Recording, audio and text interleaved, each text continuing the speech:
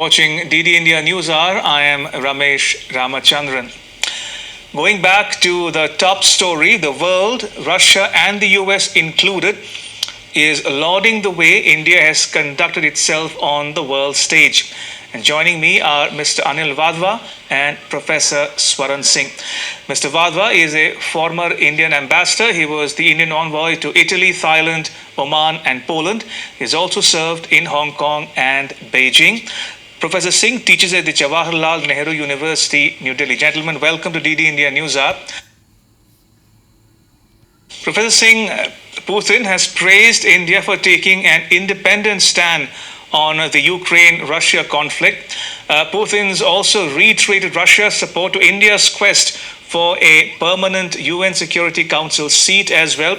The Global South, which Ambassador Vadva alluded to, has lauded India for articulating its voice on the world stage. Has New Delhi, in your estimation, acquitted itself reasonably well on the world stage?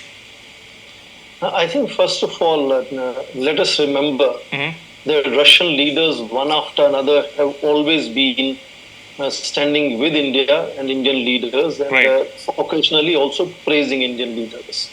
What is interesting is that now at this stage, not just Russia, but across the world, whole range of leaders have praised India and praised Indian Prime Minister, to be more specific. And that is a reflection of what Ambassador Vadva just mentioned, of several assets that India today has. I could add, for example, India's visibility as high-tech power now. Also, I could add India's not just largest population, but young population. And I think that makes India not just very attractive, but the way India's levers have been harnessed and used by foreign policy articulations, both by the Prime Minister and Foreign Minister, has really made India, I think, much differently engaged today with the world, and I could say from non-alignment to all alignment in that sense. So because President Vladimir Putin's comment comes along with several other leaders, whether it is Australian Prime Minister calling Indian Prime Minister the boss, or Joe Biden in Hiroshima asking Indian Prime Minister for his autographs, a whole lot of examples, various awards that have been conferred upon him, is a recognition of India and, of course, on India's leadership, in which I think the relationship with United States has been really game-changing. Because I always say friendship of United States comes along with at least 24 other countries also becoming friends of India. So other than United States, India is building very strong relationship with United Kingdom, with Germany, with France, with a whole lot of other Asia-Pacific, Middle East countries and African countries.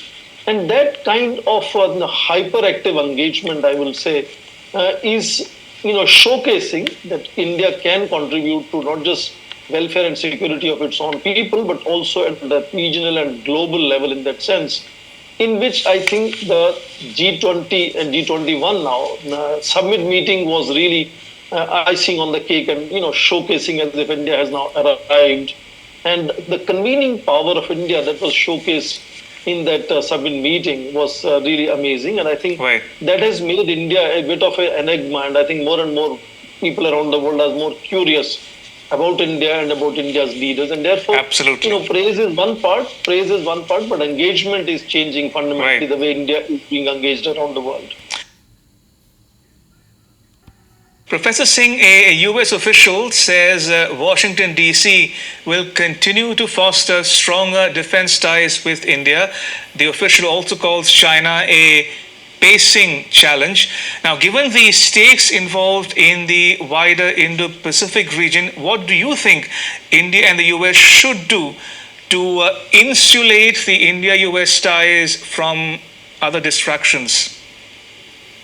I think India has stood quite firm on not being waylaid by some of the sentiments one hears from United States, particularly during the period of President Donald Trump. Mike Pompeo had a very different tone and tenor. And India withstood, for example, in quadrilateral security framework, clearly saying India wouldn't like to see it militarized. And they had to create AUKUS, which is separate of Australia, Britain, and United States. So India has made sure that it will partner with the United States, but will not be guided by United States interest. It will be guided by India's national interest in that sense. So yes, there are voices in United States that want to see India as a partner to countervail or deal with their so-called China challenge. But India wants to see it very differently as an autonomous relationship. India sees United States as home for large number of highly skilled workforce from India. India sees United States as source for capital, for high technology, for expertise, for partnerships in critical technologies, and of course the fulcrum for the strategic support that India gets from United States and all its friends and allies in that sense.